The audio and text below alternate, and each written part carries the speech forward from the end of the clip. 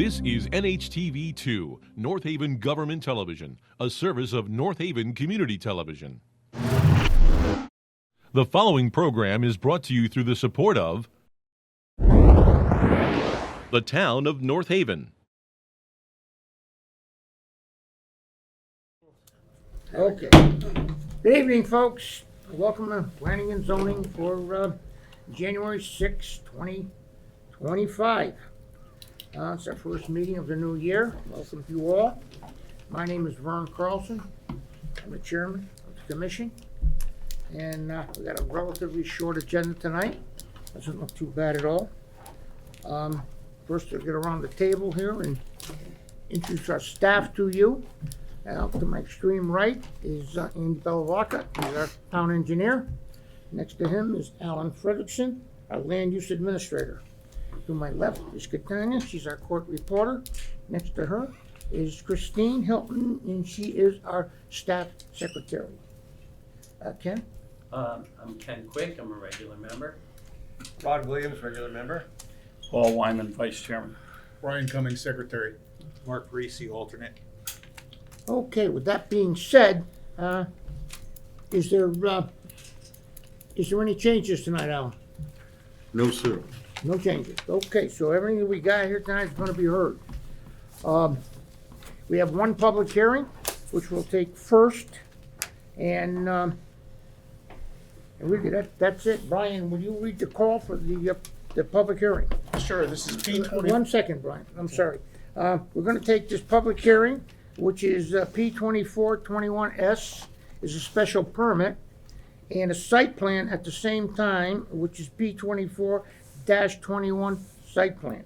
We'll take them both at the same time, and Brian will read them in. Thank you, Brian. Okay, Vern, this is P2421S, special permit application of Universal Construction LLC, applicant and owner relative to 61 Quinnipiac Avenue, map 6, lot 21, plan entitled 61 Quinnipiac Avenue, M06B 021, North Haven, Connecticut, prepared by Nafis and Young Engineers Incorporated, dated May 24th, 2024, revised October 1st, 2024, scale 1 inch equals 30 feet, EH Housing Zoning District. And I'll read the site plan next. Yeah, you can read the site plan if you like. Okay, that's going to be P2421, plan entitled Application of Universal Construction LLC, owner, applicant and owner relative to 61 Quinnipiac Avenue, map 6, lot 21, plan entitled 61 Quinnipiac Avenue, M06B 021, North Haven, Connecticut, prepared by Nafis and Young Engineers Incorporated, dated May 2024, revised October 1st, 2024, scale 1 inch equals 30 feet, EH Housing Zoning District. Okay, thank you, Brian. Bernie? Good evening. Good evening, Mr. Chair, members of the commission. For the record, my name is Bernard Pellegrino. I'm an attorney with the Pellegrino Law Firm located in New Haven, and I represent the owner and applicant, Universal Construction, Robert Pesapane and Vicky Imparata, principals of the applicant. They're here with me this evening, along with Jim Galligan from Nafis and Young, who's our project engineer, and John Cruitt, who is the project architect, and you'll hear from both of them shortly. Just a brief overview. The property is located at Quinnipiac Avenue, in the southern end of town. It is approximately an 11-acre site. It's currently vacant land. It is now located in the EH zone as a result of the zone change that you approved, I think it was in July of last year. The applications in front of you are for a special permit and site plan approval to build an age-restricted housing project of 60 units on the site with appurtenant parking and other utilities that Jim will describe for you in a minute. As we discussed during the zone change project, we think that this project helps meet the rising demand for affordable, elderly, age-restricted housing here in town. And in that respect, we think it conforms with our town's plan of conservation and development. It will also obviously be a contributing factor to the town's grand list. So we are happy about that. During the process of getting the zone change and bringing the project tonight forward, we were contacted by the Peters Rock Association. The property, as you may recall, abuts Peters Rock, and they had an interest in either acquiring or getting an easement to utilize the top, and Jim will show it to you when he shows the site plan. So we've agreed, hopefully if we get our approvals and they're able to build the project, we would donate 4.5 acres to the Peters Rock, well, to the town technically, for use for Peters Rock. So the clients have agreed to that, and we now show it on the plan. I was going to talk about traffic, but Jim said he'll cover it. There is a traffic report that's been submitted. It's pretty straightforward and favorable. And with that, unless you had any questions for me, I would turn it over to Jim. No, I think, unless the commission has anything for Bruno right now, I'm okay for a moment. Thanks. You hearing that all right? Sit down yet? You hearing that?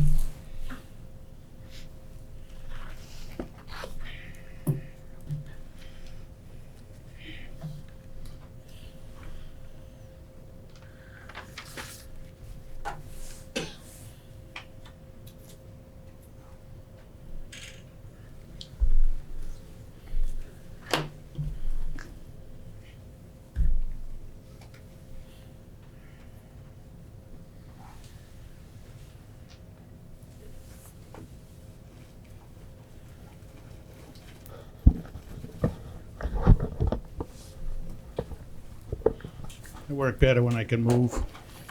Can you hear that? Can you hear that? It's not amplified, it's just. It's not answered. That's for the TV. Oh, well, I won't need it.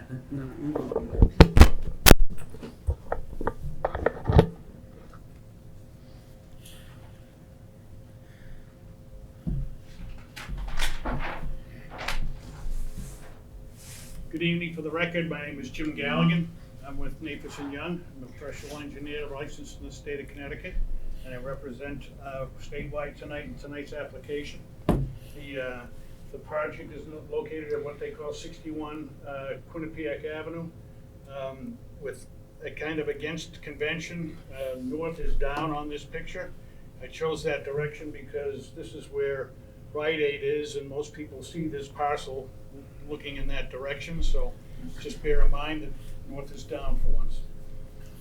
The parcel is 11 acres piece. It's behind the Rite Aid piece. Rite Aid piece I'm going to return even though they're not there anymore. Rite Aid piece is right here. It's a largely wooded piece. It's 11 acres. As you can see, we've divided the piece into two parcels. The parcel on the left here is abuts the Peters Rock, the remainder of the Peters Rock parcel. And it is my client's intention to donate that to the town of North Haven. The project is going to be 60 units, elderly housing. The building is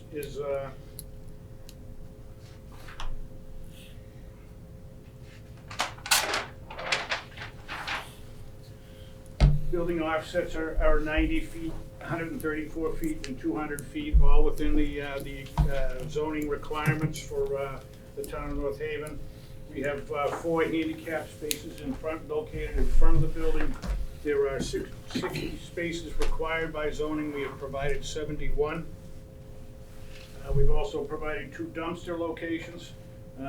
This building is 290 feet long. We didn't feel it was appropriate to have somebody in this corner over here having to go all the way around to here for refuse disposal. So we put dumpsters on both sides. There are dumpster enclosure details in the plans. A couple of minor things that we did. If you drive by there is a bus shelter located right in the corner here. We're gonna be relocating that bus shelter. We have an application in front of DOT right now. They won't make any action on our application until the town makes a decision. That would be presumptive on their end, and you know, the DOT is not presumptive.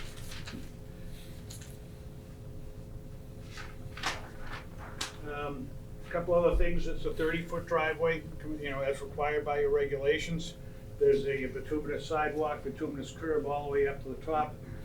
We did keep the grade at a little over 6%. We tried to stretch it back down to 5%, but without pushing it too deeply into the hill that's in the back of the property. We ended up with a little over 6% slope. The drainage system for this plan is completely a groundwater recharge drainage system. We did perk tests and test pits in this particular area. There are places where we went down 14 feet and it's just sand.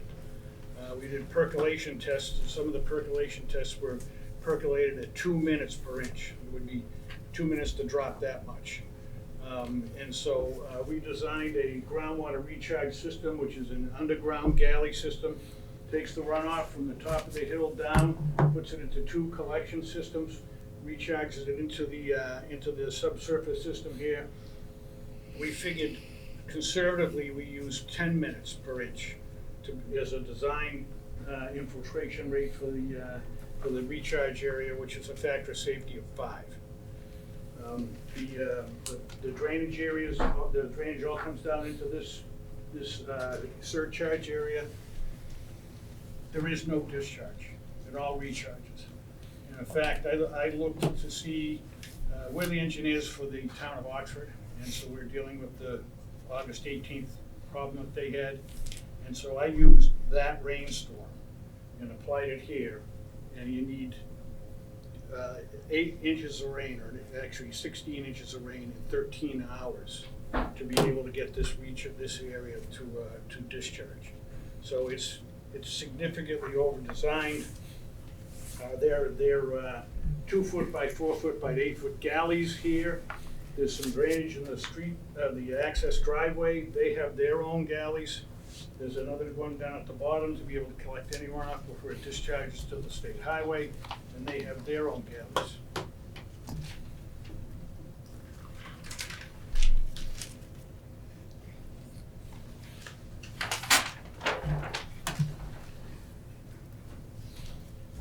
The project is served by public water, public sewer, and electricity, cable, and phone.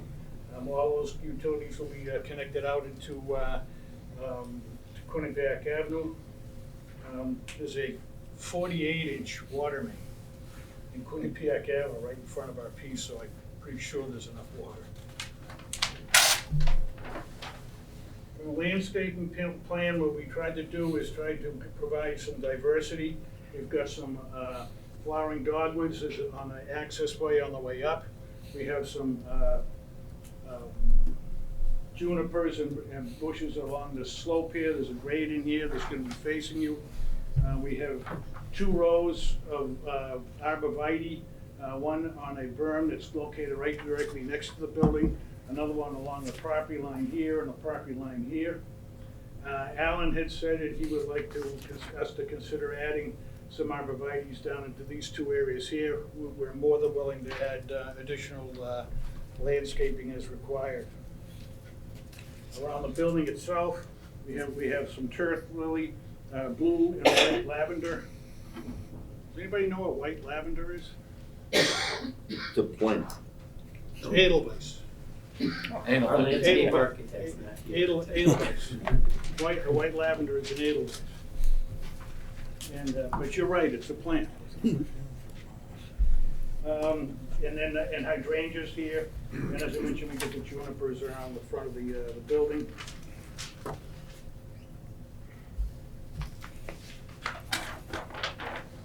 can show you the lighting poles and all, but they're look like lighting poles. More importantly, the blue here indicates that there is 0 light dispersion that exits the property.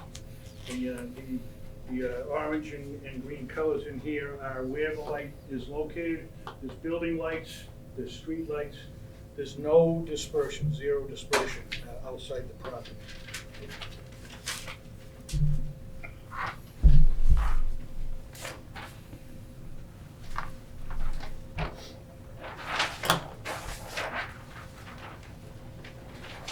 Just talk a little briefly about the traffic. The summary, if you look at the summary of the traffic, it says, with the traffic study, it says it all. There is no decrease in level of service by the application. The traffic level of service entering the building entering the site right now is level of service A. The traffic value leaving the site right now is level of service B. They're gonna generate an additional 22 cars in the AM peak.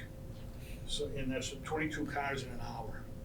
And 35 cars in the PM peak. That'd be AM peak would be leaving, PM peak would be exit, PM peak would be entering. In the end, after all is said and done in traffic, I know is so exciting for everybody, that the level of service before the project is level of service A.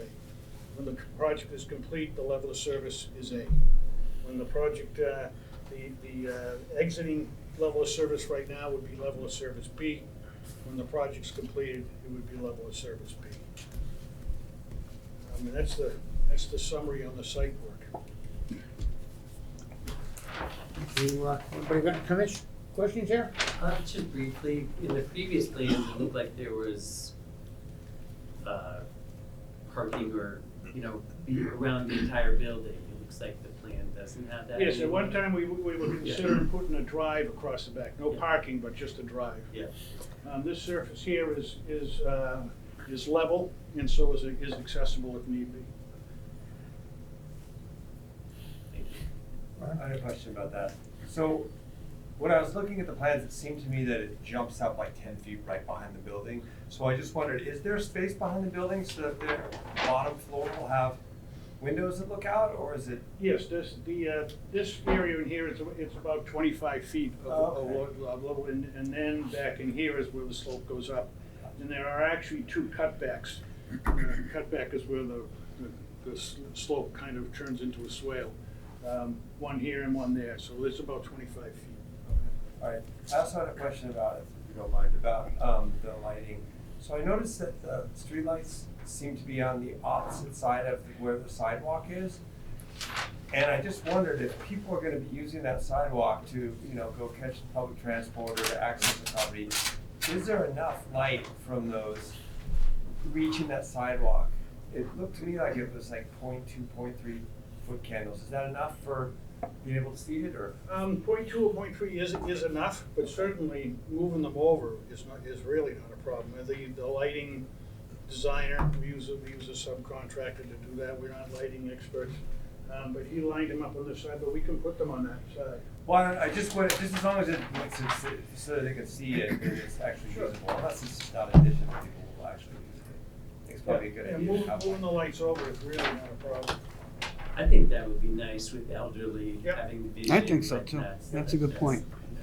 Excellent, Okay. Thanks. cool. Jim, the south side, where the, backs up to Cindy Lane. Yep. You were talking about putting some plantings up in there, and Yeah. we do the landscape. we had a conversation, maybe a berm, so it's higher, but now that it's moved over and lower, maybe you don't need as much.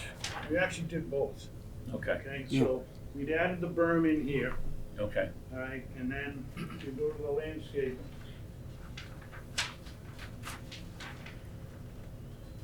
Oh.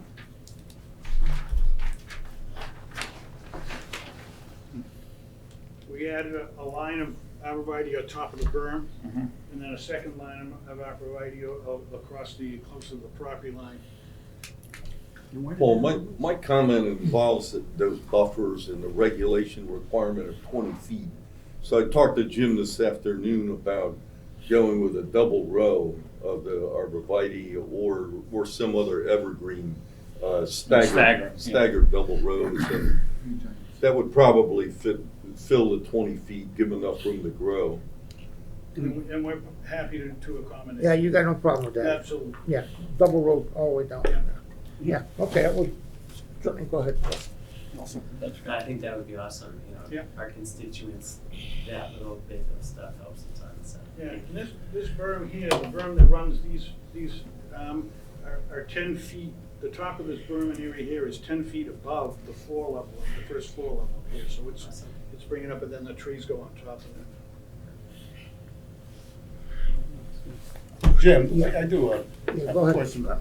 That's quite a length of sidewalk going from the Quinnipiac up to the top, and it's nice you're gonna be moving the bus to the shelter. It is elderly housing, we're getting older, and it is 6% grade. Any chance of putting a couple of benches along the sidewalk for when people are walking up Absolutely. to sit? In fact, what I could do, not to mention, Yeah. put out here, I have the room. You can see I have the room, I can put a couple of, I set those benches, I could actually set them out behind the sidewalk. I can put a box out, put the bench on that, and then. Just to give people a little respite Yeah, as they're walking. area here and area here, you can see that there's a lot of space in there, too. I could put 2 or 3 of them. and That would be drive nice. around. Thank you. Yeah. Thank you. You've answered all my questions they've asked already, so. Ryan, you all set? I'm all set. What do you got there? Not, You all set? yeah. You guys? Staff? I love the collaboration, I think, it'll just make your property more. Andy, tell me about that water running off that hill, would you please? Yeah, I'll say, okay, so my last comment comes down to the fact that we're putting a lot of stormwater storage at the top of the hill there. And it's all sand, which is good from a drainage perspective. I just worry about that drainage from that storage system breaking out into the slope just below it and getting down into the driveway. I suggested potentially a cutoff wall or something. I mean, the only way you're going to do that is to do an extensive study, hydrogeologic study on it to see exactly how it's going to operate. So it's just a caution that I throw up at this point. It's something I think you got to keep an eye on during construction just to make sure that you don't have those kinds of issues. And there is ways to correct them. That's, it's with a cutoff wall or armoring that slope to some extent. So if there is some issues as construction starts, there is options to correct them. So You'll be able to step in at that time and, yeah, absolutely. Mr. Chairman, actually, we do have a cutoff wall here, so, but I'll just go into that if it's okay. There is a cutoff wall here, the bottom of the cutoff wall is below the bottom of this storage area It is. here. And I'm gonna call for tiebacks in this area here, just to provide extra protection. you divided that up, is that what you're saying, Jim?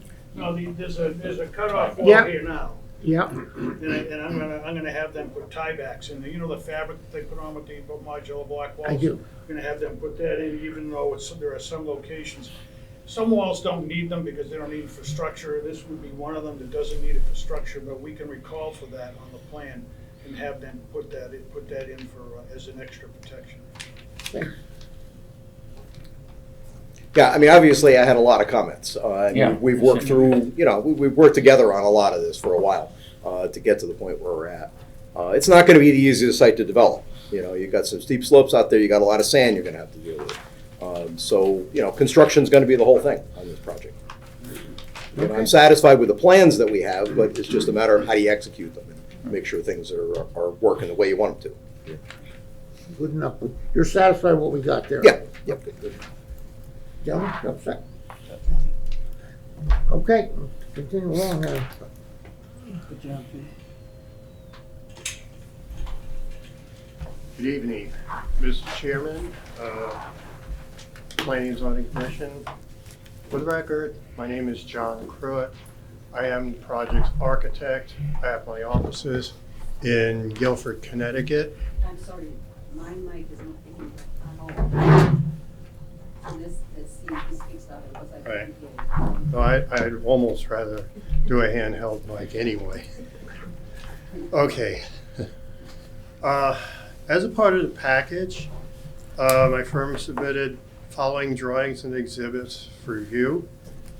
We submitted schematic building floor plans, foundation plan, which is schematic and roof plan studies, enlarged floor plans of each of the dwelling units, elevation studies of each side of the building, and building section studies, which kind of explains how equipment that's located on the flat roof would be concealed from public view.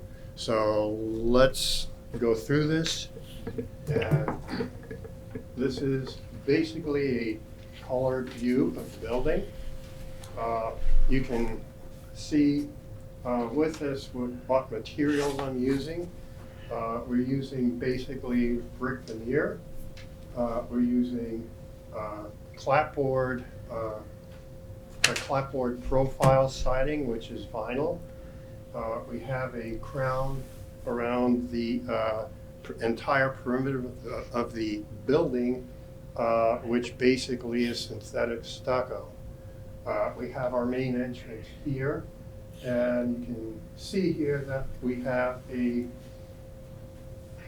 offset in the building of 5 feet, such as not to have like a plantive rectangle.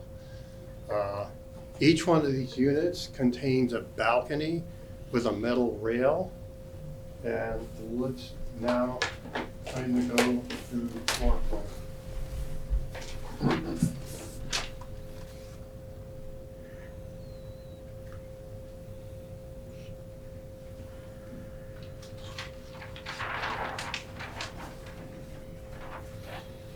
Okay, the first floor plan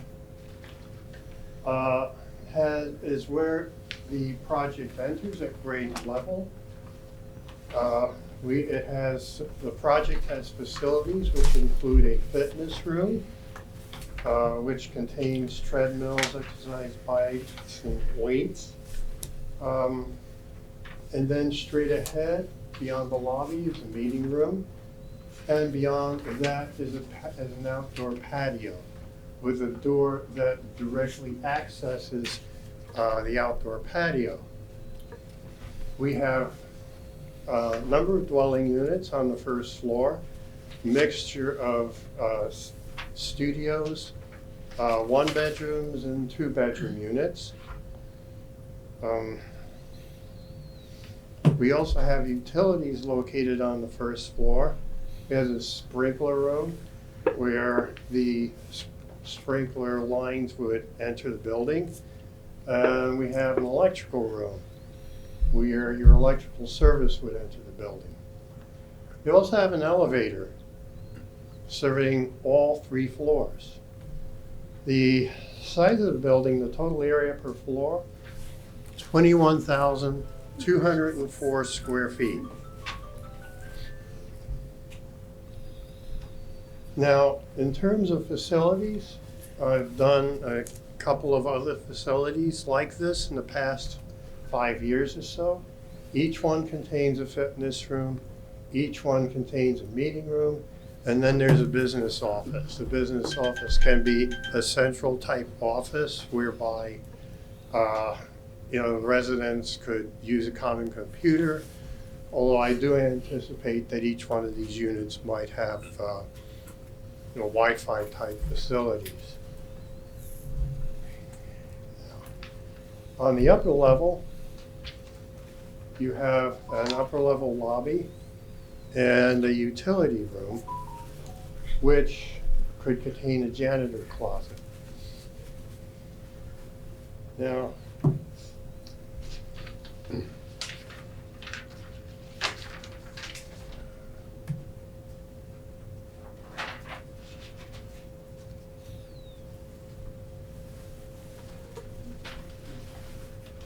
May I have your attention, please? The North Haven Library will be closing in 30 minutes.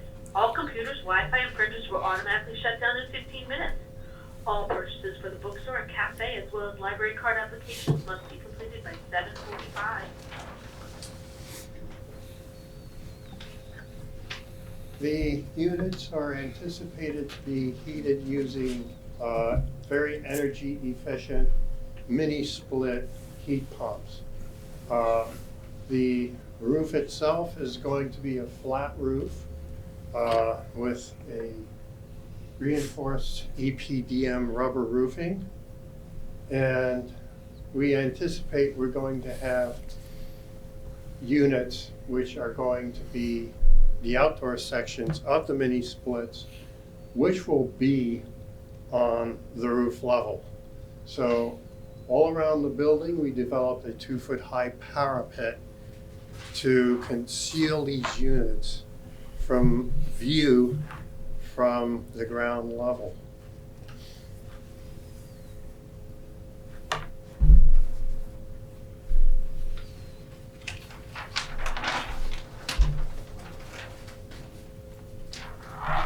These are the units themselves. The studio unit is 556 square feet. Each unit is designed to be fully accessible, either as a type A unit, which is set up immediately for use by handicapped persons, or a type B unit, which is an adaptable unit. What that means by adaptable is for future use, especially important for elderly housing. These units could be easily converted as the residents become less and less able. So this is our studio unit.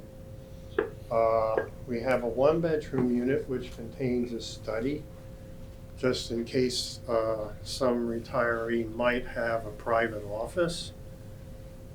We have a 2-bedroom unit.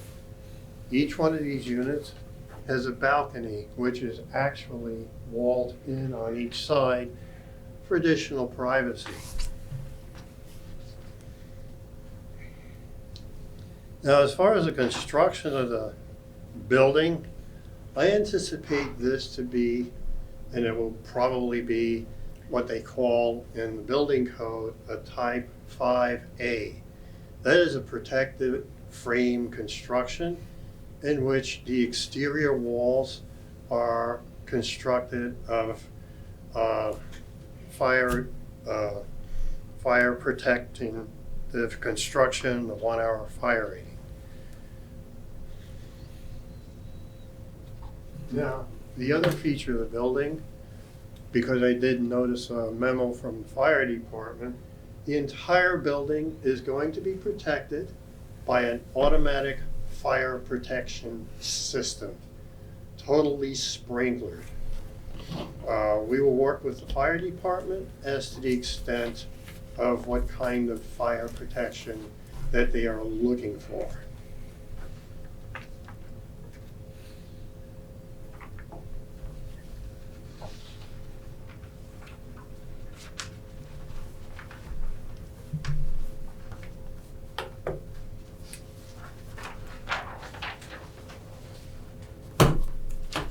The sheet A4 depicts the building elevations on each side of the building. It depicts each one of the materials we plan to use.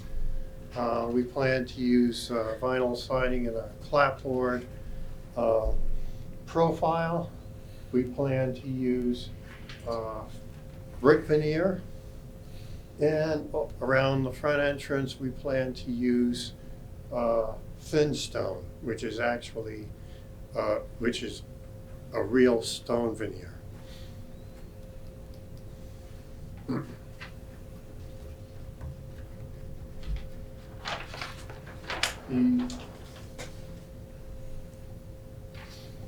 These building sections depict the rooftop units in scale.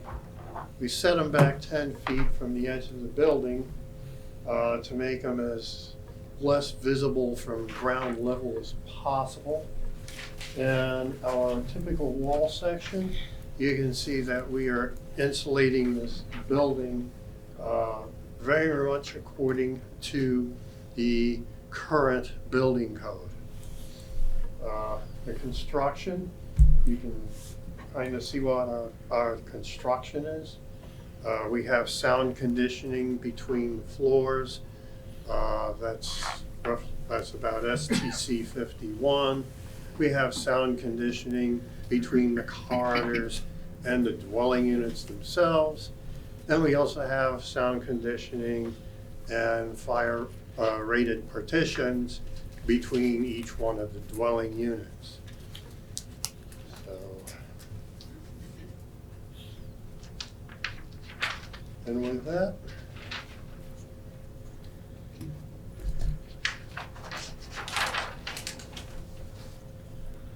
that concludes my presentation. I trust that this project will eventually meet with your acceptance. And I'm here to entertain any questions about the building itself that you might have. Okay, Rob? I don't have any questions right now, thank you. I have no questions. Do you have any questions? It sounds very good. Just the rooftop units, and you're gonna protect the sound from. Right, right. What's the decibel level of the units, just to begin with, do you know? I think it's roughly 40 decibels. So that's less than our conversation. Right. Yeah, It's about the level of conversation. That's good. Yeah. With the mini splits, the sound that comes out of the fan is amazingly quiet. So it's probably 40 decibels tops. Thank you. I've got no questions. John? Very thorough, John. Okay.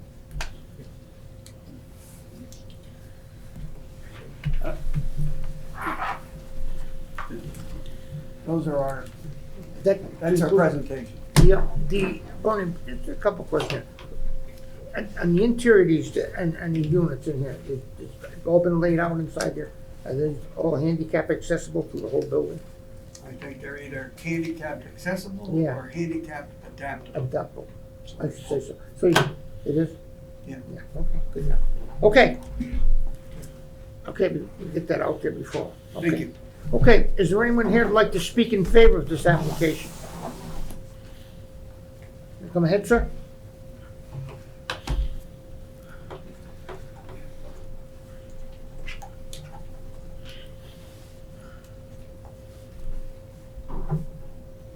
Two of them. Two of them. Yeah. Okay. I'm Hugh Davis. I'm president of the Peters Rock Association, which manages and maintains Peters Rock Park. Peters Rock, yeah, okay. And we are very much in favor of this project. We think it's a win for everyone, certainly for the town, for the park, for the people who will live there. We asked Mr. Pellegrino last year if he would speak to the owner and see if he would be willing, they would be willing to donate the back part of the very steep part of the parcel. And so he did, and got back to me some time ago and said that it was agreed to do that. And this will add acreage to the park. It will certainly enhance the area. I think housing is needed in every town, so I think it's a win for everyone. So we very much support this. Thank Okay. you. Thank you. Thank you very much. You're welcome. Anyone else like to speak in favor? Okay, seeing no. Anybody here like to speak in opposition to this application? Mary?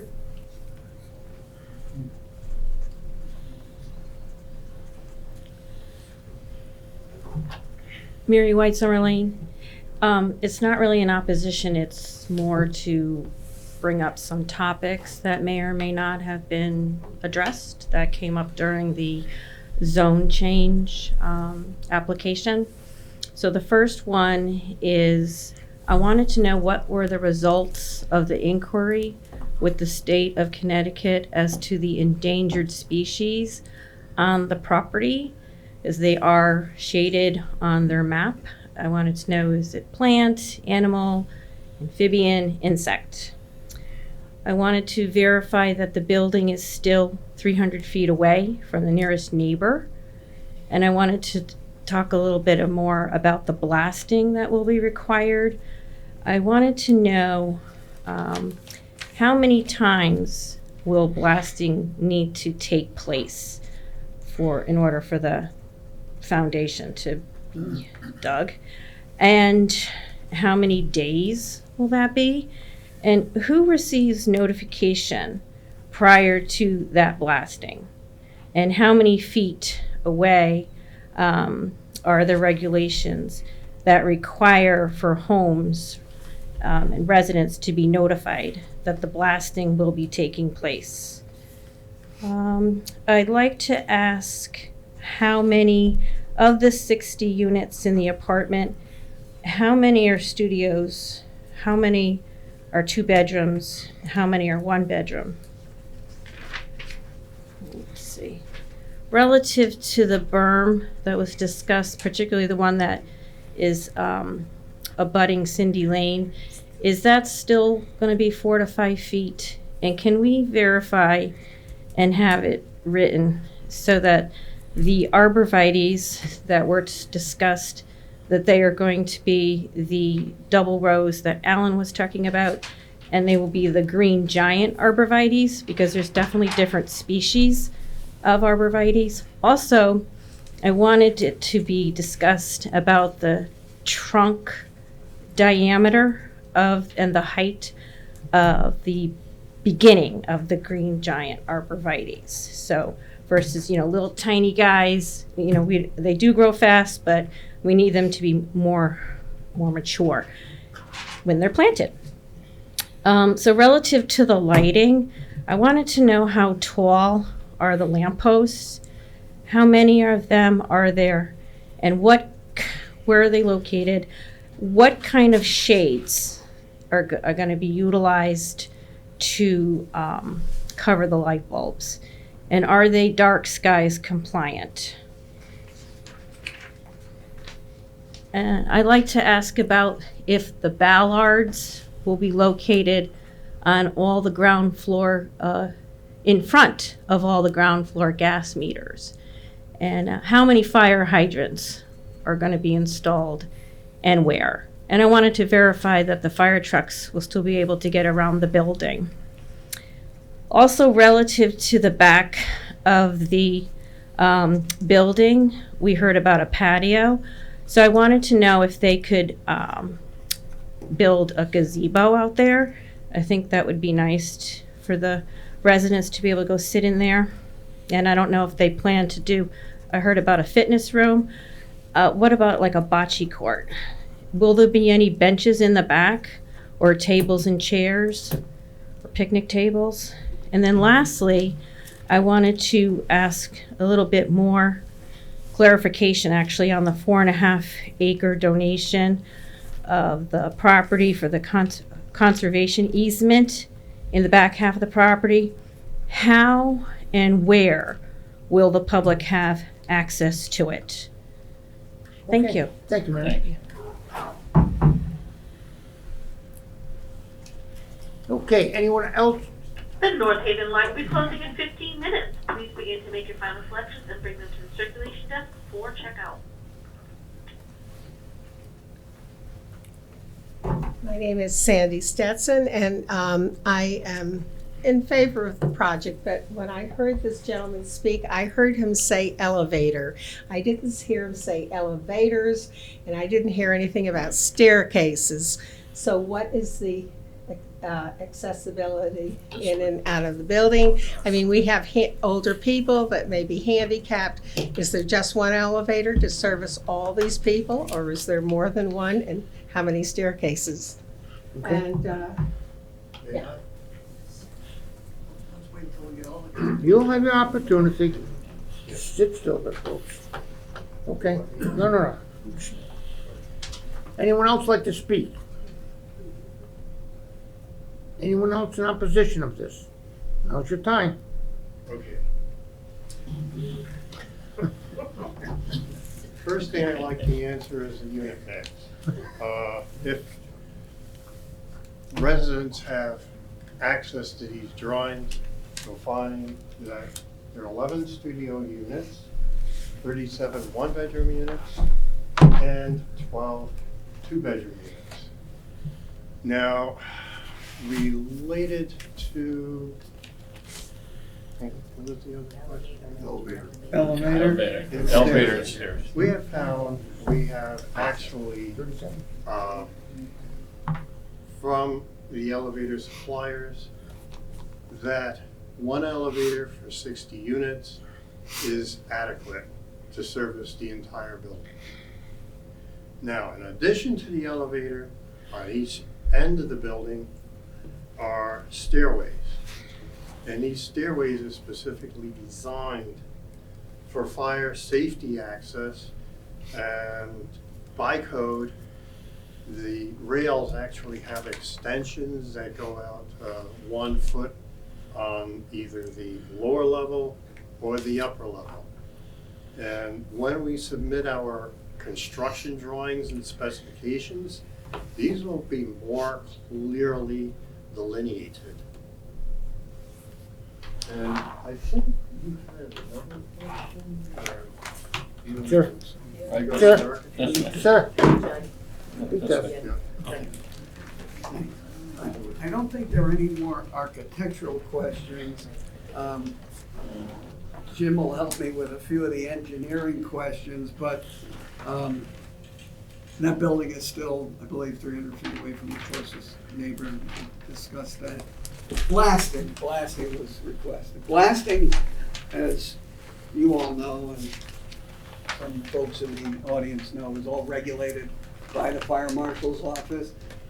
They have very specific regulations about the notification. I don't remember the distance, but whatever the regulations are, we will abide by them. If I have no idea, I don't think any of us have any idea how much blasting will be required until you actually get in there. But whatever blasting is required will all be governed by the auspices of the fire marshal, and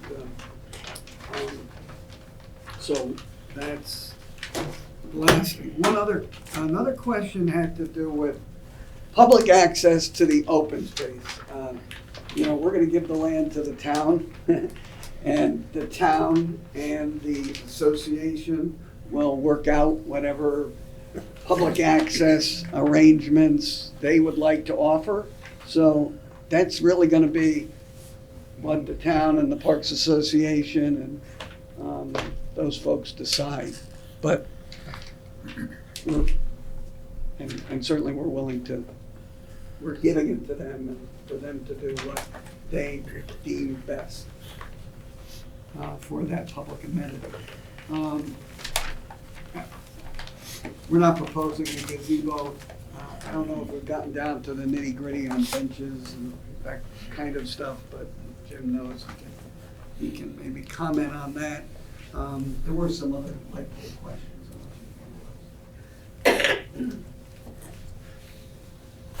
Okay, I'm going to start with the blasting. The requirement for blasting is if there's blasting, that a pre-blast survey be done with any home within 200 feet of the property, not just the blasting location, but 200 feet of the property. And then the fire marshal handles all the notifications that follow from there. We dug down 14 feet and it was all sand, no rock, no ledge, no water, no impervious layer. Will I say there won't be any blasting? That's not a fair statement, but what I will say is there's most likely not going to be any blasting. When we're down 14 feet, I don't think we have a 14-foot cut on the whole site. As far as the berm is concerned, the berm is still in place. It is still separating the homes on Cindy Lane. It is in some areas, at the top of it is 10 feet higher than the first floor elevation of the existing building, the proposed building.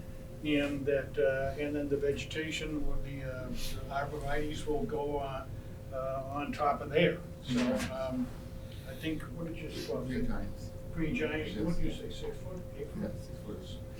There'll be 6 footers on top of that, so the tops of these trees will be 16 feet above the first floor elevation of the building. There are 2 hydrants. One is located on the southeast side of the building. Another one is located on the southwest side of the building.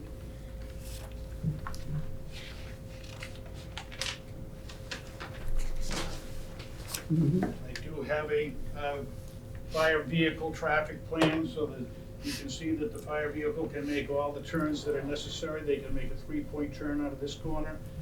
This area in here is a painted island to be able to improve access for both the fire vehicles and for refuse removal. I think those were all the things that. Light pole height. Light Fire pole vehicle, heights- you got the light lights. pole heights are 18 feet. They are dark skies designed. They have no emittance out beyond the property limits, and they are shielded in accordance with dark skies requirements.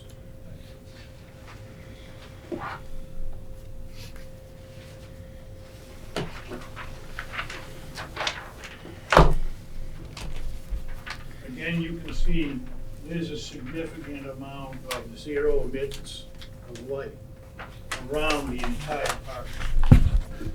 In fact, there's not any areas where there's any emittance at all within probably 40 feet of the parcel. And that's in this area here where we're going to be putting all the arborvitae's. And we will add some benches along the walkway. Thanks, Jim.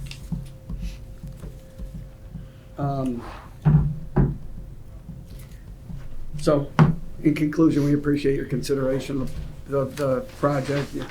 We've all enjoyed the benefit of kind of the two-step process, in this case, doing the zone change, learning things there, getting concerns addressed, and now coming forward with the design plan, and we think it's gonna be a great project. We think it meets the need for restricted housing. We're happy to work with, we've been happy to work with the Peters Rock Association to donate the land, and we would hope you'd look favorably and issue us the special permanent site plan so that we could construct it. Okay, Glenn, that's good. Staff, Paul, you got anything? No, I'm good. Brian? What's that? All set? Okay. Okay, I hope you folks got your questions answered by the applicant. I think he covered everything that you asked. With that being said, staff, do you have any further? Nothing outstanding, no. Nothing for you? No, nothing, Mr. Chairman. Okay. That's it, folks. This public hearing is closed. Okay. We're gonna move on to site plans, which will be P 24-26. Legend, 150, I'm sorry? Oh, I skipped one? Yeah. Oh, okay, I did skip one. Okay, P 24-25, I'm sorry. Okay, a site plan. This is a 341 Washington Avenue. May I have your attention, please? The North Haven line will be closing in 5 minutes. Please bring all items to check out at the time. Have a nice evening. Good evening, everyone. Just wanted to introduce myself. My name is Jay Slun. I'm a member of the town of North Haven. I'm here supporting my uncle, the owner of 341 Washington Avenue, which is currently zoned for a automotive repair facility, the old Tech One Automotive. We are looking to seek a permit for the outdoor electric vehicle chargers as well as outdoor storage. And then I know he's supposed to help me explain everything. But we're going to get some comments from, I believe, the town engineer regarding putting some signage in to indicate the traffic circulation pattern, such as one-way signs and stop signs, to make sure the traffic is safely contained. As well as we are going to add some landscaping on either ends in the handicap spaces here. We won't have more than a few employees here at a time, so that there is no congestion or anything of that nature. Our proposed space for our limousines will be on this side of the building, opposite from Washington Avenue, so that they're not taking up any viewpoints or space and they're blocked from vision. We'll have some simple parking here, along with the handicap space to ensure entrance and exit to the office side is very accessible.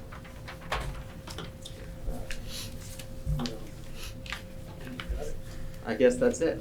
Okay, so Can we just have a spelling of your name for Yes. the record? Yes, Jace, J-A-I-S. Last name Lunn, L-U-N-N. how many vehicles you have proposed to be stored outside there? We're proposing to have 3 stretch limousines parked here on this side of the building. How many? 3. 3? Yes, 3 stretch limousines as well as a few vehicles, 4 vehicles on this side of the front side of the building, not including the handicap space. So you're gonna have 4 on one side, 3 on the other, is that what you're saying, or more? Correct. Okay, so you're looking for 7 spaces for outside storage? Correct, because for outside, we do already have our indoor storage facilities. The indoor, right? Yes, Yeah, correct. Okay. So when I go and visit the property, I see a lot more than that. I would just urge you to get the approval you need. And if you need more vehicles than that, I see on the other side, on the west side of the building, I see things stored. If you slide down a little bit, in the nook of the L, if you will, yeah, exactly, up there and extending south, I see more vehicles in there. The outdoor storage just needs to be specifically articulated, either by number of vehicles with a maximum given or by a particular area. The commission feels more comfortable with specific numbers of vehicles generally. If you broke this down to 3 areas, the north, the east, and the west side, maybe you could get a note on the drawing, Jim, that would articulate how many vehicles in each area, Sure. or something along that line. And again, nobody's going to drive by there every day and look, but I No, want we you want to to be in have full compliance. I want you to have the approval that you need to conduct your business. Absolutely. Thank you, Alan. Do you think you're gonna need more than 7? We potentially could be doing that in the future. If we start growing, we might need more spaces for sure. And if we exceed Well, I mean, our. you could always come back for that, but what do you need now? I mean, 7 adequate? Jim, you know, 12? I'm not sure what, 12. you know, what you're doing there. I wanna make sure that, Regular parking spaces right now, we have 10 in here and 3 in the back there, and then another 3 in here. Correct. So, these here are for are longer spaces because they're for the stretches. And he also has some parking inside. So he's got, on this plan, parking for 13. 13. 10 along the side, including a handicap, 3 in the back. So when we, But are you planning on using all that for outside storage, Jim? The 13 spaces? No. Or do you think you need 10 or 9? 10. We would say 10 for outdoor 10? storage. Okay. Well, the drivers need to park somewhere. A lot of time, the drivers end up And taking the vehicles. But they take a vehicle. Yeah. No, they take it home with them So it's 1 for 1, right? sometimes, to be honest. Some of them actually take the limo home with them. Okay. They'll stay at their residence with them. Not the stretches. Yeah. I really like to look at the worst case scenarios No, that you understandably. know, But- with some growth, then that seems more So- reasonable in terms of an estimate, in terms of what I've Yeah. seen. Something like So that. 3, 4, 3, Yep. something along that line, just to indicate that on the drawing. You Like can say, do that, Jim. You don't have to fill them all. Right. Right. So it'll be more like town cars and then 3 stretch limousines that. Correct. Regular passenger vehicles, mainly. Yeah. You're dating yourself. They don't make town cars anymore. I know. I wish. They Lindsay, were great. like, They were great cars. Ken, I'm good. you good? Jim, who owns that driveway going in there? Is that the state of Connecticut? This is actually a right-of-way easement. It's in favor of the butters. The Goes into the restroom. So Outback parks back in here. Okay. And they park in here, then this is the advanced right here.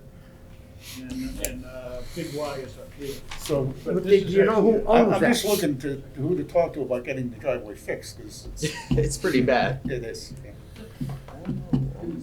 Now, what is the story with that? I think It it's was Banton. owned by the Yeah, state, it but is the owned by state the- owned the property that Frank Bolano owns, Yes. Benton Construction. So Benton owns from Route 5 all the way to the railroad track now. I think he owns the right-of-way as well. I believe so, that's, yeah. Because Banton has an access gate there to get their vehicles. And these guys don't have any frontage on the street, which is some sort of a planning flaw from back many years ago, I gather. Days past. Before my arrival here. Well, okay, that was, yeah. Mine's getting old. Well, the state of Connecticut owns this particular piece here and has right-of-way rights to Okay. the abutters. So it's the state. Well, thank you. In any event, Paul's gonna see if he can check out and get that fixed. Get that driveway fixed for you, by the way. You know that now, right? Raise my hand. You put your hand up, that's it. That's great. I don't know what else to say there. It's not enough, but that's fine. Certainly. Get 10 cars for now. If you need more, you come back, no problem.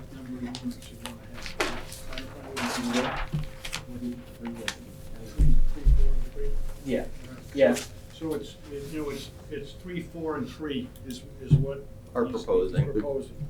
To be on the safe side, so we are. I have parking for extra in case of. Plus the limos. Yes. 3, 4, and 3 for the limos, and there's parking for people to come in, just for those ones who don't drive at home. So you would be approving, in terms of their request, the outdoor storage, the actual change of use from automotive repair to a limousine facility, That's what. and the approval of. That is what you're looking for, isn't it? Correct. Yeah. In the yes, and the outdoor storage, and also the electric vehicle charging station. Yeah, that's what I was just gonna ask. Where's that gonna be? That's gonna. Right here. And then the power supply comes from this corner of the building. The charging unit is right there. Are bollards needed around the charging unit? I believe they are. I believe they are, because if they aren't, they should. Now, is that gonna be? Will they be? They will. That's a private charger, it's not That's public. Correct. Yes, charges for they have some electric units. Okay. So the charging station is just for you guys? Correct. That's correct. I can't afford the electric bill. Okay. Not so much for hours things, but do you have enough infrastructure to support your charger? Yes, we do. We had it all wired properly with I don't remember who the electrician was, but Yeah. the electricians came, the EV specialist, and they Okay. upgraded our panels and everything else. 'Cause I know that's been a problem, just getting the equipment. Yeah, our panel's already upgraded and up to code and everything. Very good. Okay. Right. Ken? I have no questions. Joe? We're set. Okay, thank you very Wait, much. hang on, Vern, just one thing. The storm drainage on the site, Yes, do we know where it goes? I know it runs off the back. It's about as best as we were not able to find a discharge location. Okay. Yeah, I mean, I'm just a little concerned about, drainage runoff, where's it go? Yeah, What right. problems could it No, potentially cause? Yeah. Yeah, I saw that in your notes, that's right. Yeah, we were not able to find it out. Okay. I'm sure there is because it doesn't back up, but we weren't. Yeah, I don't know of any flooding history there, so, yeah, okay. Mr. Gallagher, you didn't state your name for the record. Oh, I'm This sorry. matter, So you just have to say it so that it's clear. In case I'm challenged. Yes, this is Jim Gallagher.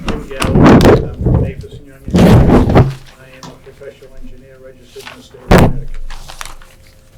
Thank you so much. Okay, thank you very much. Thank you, everybody.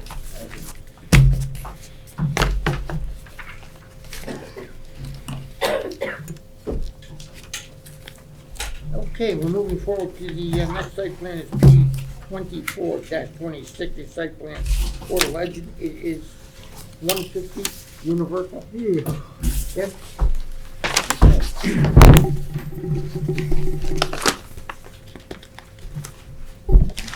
Good evening, everyone. Happy New Year.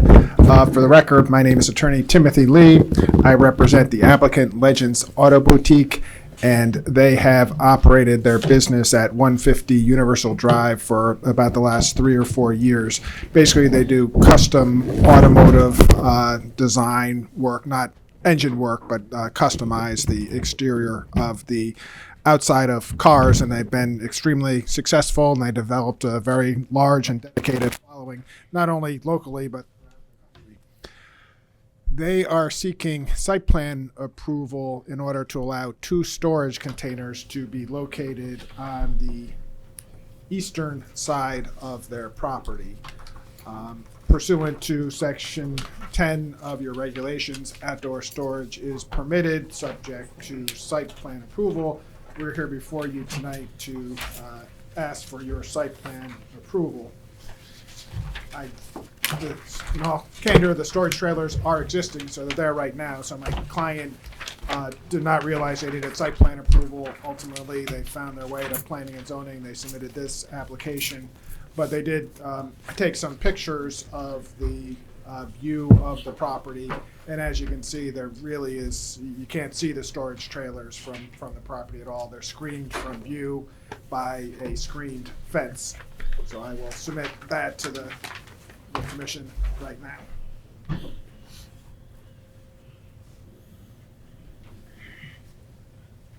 How many pictures do you have there? I have 3 right there. 3. So we'll mark all 3 Exhibit A. Yeah. They're all pretty much the same picture, but from different distances. This might sound like a big deal, the fact that Tim is here and this application has been made. This has been a lengthy road in terms of a violation, and this is the very last step in terms of making everything right. And I am grateful that they followed through with this and done what they've had to do. I think it has turned into a fairly innocuous request at this point in terms of the containers, but we simply can't approve the containers' existence there without going through the site plan approval.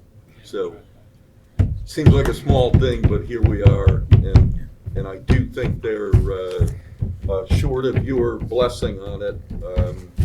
I think they're in a legal location, and I think that they're in an acceptable location as well. They're not in the front yard. They're in a back corner. And there's other outdoor storage that's on the site that predated, maybe even burned. And it's still around. I'm just wondering, Alan, this is, I mean, it's within a side yard setback, but is that okay and not needing the variance because they're temporary by nature, or? They're storage, they're not a structure. Okay. We've taken that position in the past in residential locations based on the definitions that are in your regs, that containers are not a structure even if they don't have wheels on them. They were once wheeled and they require wheels to be relocated. So there's something that, again, is not a structure, it's an object. Thanks. Would these be permanent? I mean, well, they're not permanent to the extent they're on wheels and they could be relocated, but if we get site plan approval, my client intends to keep them there as long as they continue to occupy the building. Basically, they're 2 trailers. One, they store seasonal decorations like Christmas, the wreaths, that kind of stuff, and they also store signs and stuff like that for when they do auto shows at other places. And then one of the trailers, actually, they store equipment used in helping to fabricate the designs of the vehicles. In effect, you are granting them permission to keep them there forevermore, yes. Is that typical throughout town? Yes, it is, and typically what happens is they don't keep them there forever because their needs change and they might need more, in which case they'd have to come back again. They might just decide to get rid of them and add on to the building. If the lab determines that this space is no longer big enough, which could happen. Yeah, ironically, it's a fairly large-sized building, but the front of the building's dedicated towards their showroom, and the back of the building's dedicated towards where they work on the cars. They don't have any storage. They've been using these trailers for storage for the last 2 years or so. You know, often these locations become victims of their own success. And it's hard to, to have you guys respond and to all of the needs of their particular business. I think you guys do a pretty good job of that, typically. It takes a lot of flexibility. A few months back, you guys approved on Powder Metal Road, some outdoor storage in the rear area. And I think that's a good thing. I mean, that's an IG zone, your heaviest industrial zone. They gave their best estimate as to how much space they would need, but they should be good for a while. You gave them a particular area. Same thing with the limos. We try to do the best we can. Keep it out of the front yards, but try to give businesses the opportunity to enlarge their business without necessarily enlarging their building. So we try to not enforce, necessarily, if you say 10 vehicles and we drive by and there seems to be 12, monitor it for a little bit, and until it gets up beyond that level, well beyond the level, don't press it. We try to give more or less an approximation, in that sense. Get as precise as we can, but we try to work with them. The 400 Saga Point Road is another example of that, where you guys bent over backwards 3 times, to accommodate them, and they're still wrestling that one under control. They did put up a sign. It's a nice big Ixnay, I'd say. Yeah. Okay, any questions for the? We're good, everybody good? Thanks, Tim. Thank you. Okay, wanted to, change the use?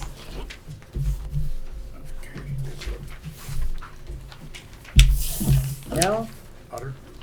Yes, did you have one of the 2 in particular that you wanted to do?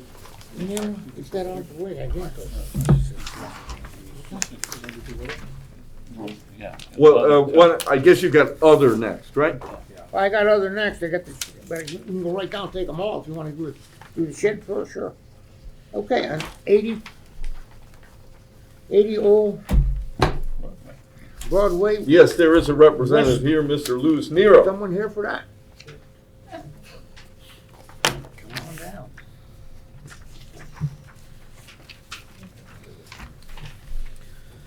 Good evening, thank you for looking at our application. I am the trustee for the New Haven Elks, so we're at West, Old Broadway West. And we're requesting to have a 10 by 16. You need your name for Oh, that. I'm sorry. It's Louis Nero, Nero. We're requesting a 10 by 16 shed that's a tough shed from Home Depot to be placed in our approved building area, which is right near the, I think on our diagram, it's right near our deck. And we need that for the purposes of when we do our, some of our functions such as like Veterans Day and Flag Day, and maybe 2 or 3 times a year, we need like maybe 50, 60 chairs and tables to be brought up when we have some people there to, to celebrate those holidays and so forth. We then have to bring the chairs out of our basement, which is the only place we have to store them, set them all up, and then take them all down and bring them back down. It takes a lot of work, and we need a lot of people to help out. So we do that several times a year, so we decided to purchase a shed for 10 by 16 that would store the 50 or so chairs and maybe several tables, 8 tables such as this size, so that we could just walk like from here to that wall and put them into the shed. And also, I think if you look at our plans there, it does sort of block off, because we're in sort of an industrial area, it blocks off a parking area and the building next door to us, sort of to hide that area instead of fencing or anything. How big is the shed? 10 by 16, 10 by 16. and probably, 8 feet high. It is pre-built. Well, Good. I'm good. No questions. No questions from? Ken? No, I'm good. All right, thank you for your time. Yeah, thank you very much. Okay, no extensions, no man. Okay, 410 Universal Drive. Someone here for that? 410 Universal? I'll step forward. Yes, this would be for Bubba Coos Burritos. Pardon the pronunciation issues there. Correct. Good evening, Mr. Chairman.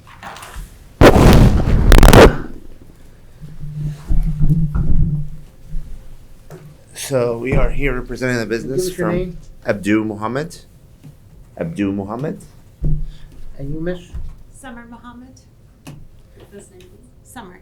Summer. So we are here requesting that the zoning be for a restaurant instead of a lumber liquidation, I believe. And unit 01B will be located right next to Jersey Mike's for a class 3 restaurant.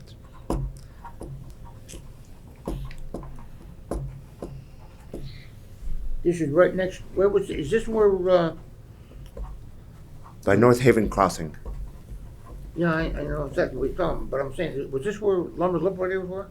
I believe so, yes. Yes, it is. That's Yes. where it is? Yep. Okay. So that it's in the same building with Barnes and Noble. Yeah, But right next to south Jersey of it. Mike's. Yeah. Okay, sure. So there's nothing in there now, you're gonna build out the restaurant? Yes. Yep. Yep. Empty building, you're going in there, and what type of food you gonna have there? It is a Mexican grill, sort of like Chipotle or Moe's or places like that. I see, okay, Yep. okay. Well, No questions, that's good. no questions. Just to kind of the building can handle it, grease traps and everything, they're. Well, that was one point I was gonna bring up, right? Okay. Yeah, is you're gonna have to come see my office, the engineering department, about fats, oils, and greases. So you need a grease interceptor as part of the project. That could be an indoor unit, outdoor unit, but I just encourage you to stop in when you're putting your stuff together with the building department. Of course. Just stop in and we'll go through the process for fats, oils, and greases as well. Of course. Thank you. I'm just curious about the restaurant itself. Is this something that exists elsewhere, and it's just a new Yeah, it's a new Bubba franchise? Coos Burritos.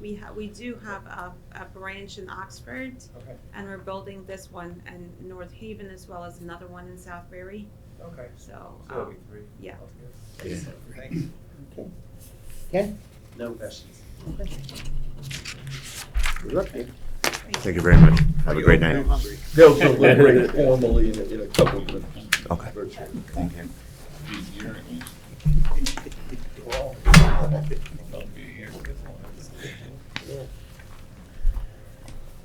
Okay, 262 State Street.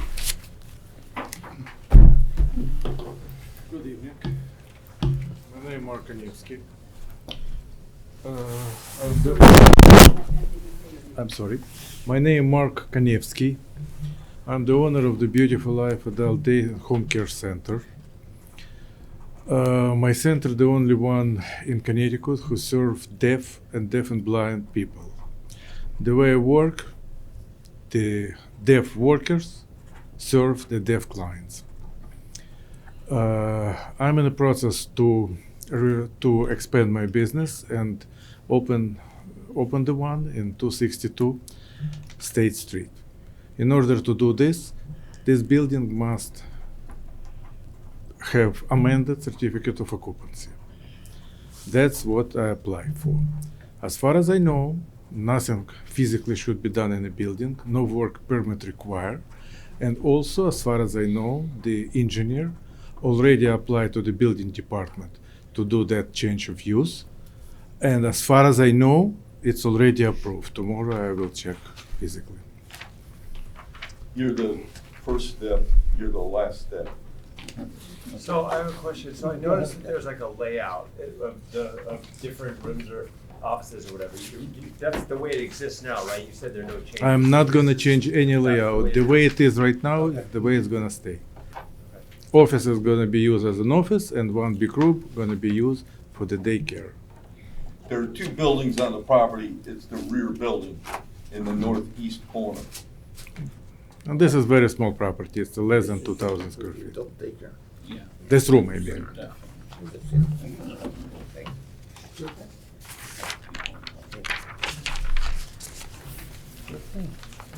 You got any questions? I have no questions. Kanevsky, Kanevsky. Very good, sir. Thank you so much. Thank you. Yeah. They're gonna Yeah. formally deliberate in just a minute, so you might wanna. Tomorrow I'm gonna stop by the building department and they're able to participate. Yeah, you will be able to proceed tomorrow, assuming they vote to approve it. Okay, thank you very much. Evenly. Okay. Tell you what, folks, we have to take a 5-minute break before the deliberation. That we gotta.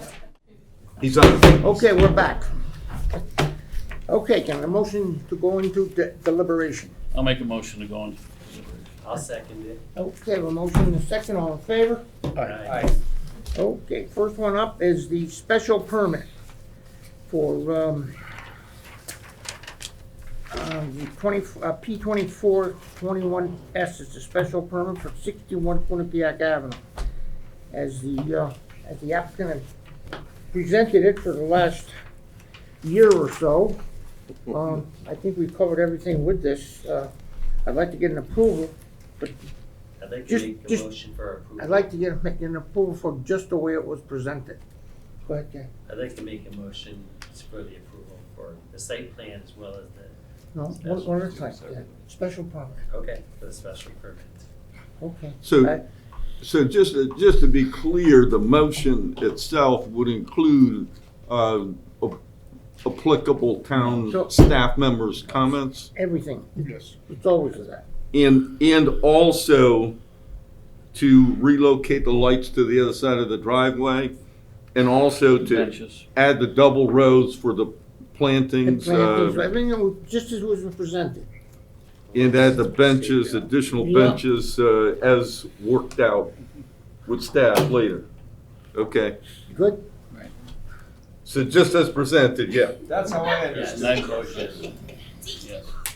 And I'd like to, I'll make a motion, I'll second You second? it. But I'd also like to comment that I'm very happy to see that Mr. Pesapane came back with addressed all of our concerns that we had in the beginning. It made it very easy for us to.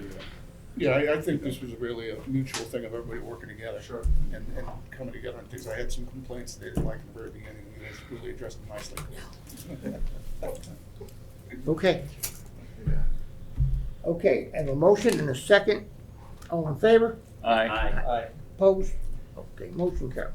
Congratulations, folks. Thank you, Yeah. thank you, thank you.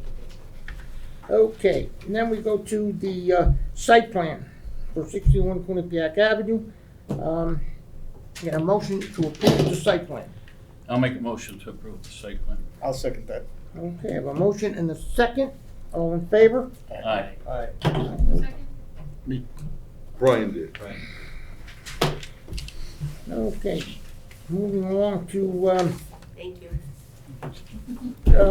341 Washington Avenue.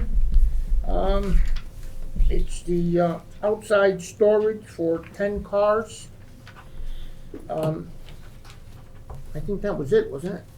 And the Electric. the electric. And the the electric charging station. With the For bollards around. personal use. Yeah. Sir? With the bollards. Check the bollards. Okay, 341 okay. Can I get a motion? I'll make a motion for approval. Okay. And that motion is with 3 cars and 3 limos and 3 cars on the side, right?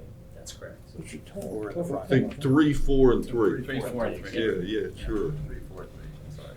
Okay. I'll second that. Yeah, okay, I have a motion and a second, all in favor? Aye. Okay, thank you. Okay, going along to the 150, the Legend 150 Universal Drive with the storage container. I'll make a motion to approve the storage containers. I'll second that. Okay, I have a motion and a second, all in favor? Aye. Okay. Brian and Paul. Brian and Paul? Brian and Paul. Now we approved it, they better not move them. Good? Okay, and I'm not buying a tonight. little bit further, on to other, 80 Old Broadway West for a shed for the Elks Club. Can I get a motion to approve I'll it? make a motion to approve the shed. And in a second? I'll second it. Okay, all in favor? Aye. Okay. Extension 410 Universal Drive. This is a change of use here. They want to put a Mexican restaurant in. These folks are waiting anxiously for us. Can I get a motion to approve it? I'll make a motion to approve it. Okay, can I get a second? I'll second it. Okay, all in favor? Aye. Good luck. Okay, 262 State Street. It's a change of use. Can I get a motion to approve? It's a- Yeah. Rod made the motion? Rod made the motion. And a second? Second. Okay, have a motion and a second. All in favor? Aye. Okay. December 2nd, meeting. Brian second. Yep. I'll make a motion to approve the minutes of December 2nd. Okay, December 2nd, I'll second it. 2024. Have a motion? You second it? Sam seconded it? Okay. All in favor? Aye. Okay. Motion to, Wait, before we adjourn, I just want everyone to know that I drove by the Town Fair Tire on Saturday morning and I noticed The trees are cut down. down and removed. Wow, that was quick. I don't remember that being part of our approval. It wasn't part of our approval. Roy, I'll tell you. They cut down both, I noticed that. Yeah, you know something? They really Cut are. down those big oak trees. Come on, let me get out of this. Wasn't there safety Okay. Yeah, let's get out of it. Can I get a motion to adjourn? I'll make a motion to adjourn. I'll second it. Okay, all in favor? Aye. Okay, thank you very much, gentlemen. Thank you. Okay, so, yeah, they cut down. The preceding program is brought to you in part through a grant from the Town of North Haven.